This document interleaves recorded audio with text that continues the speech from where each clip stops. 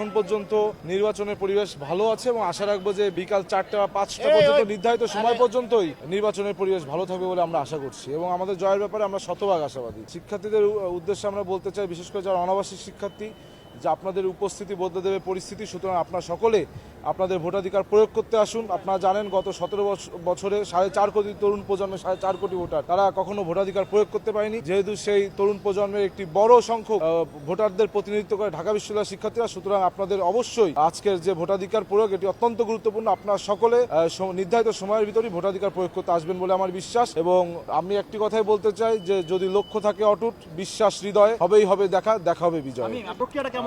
না আসলে কেউ তো বাধ্য করেনি যে বের হয়ে যাও, একটু সময় লেগেছে কিন্তু ভোট দিয়েছি।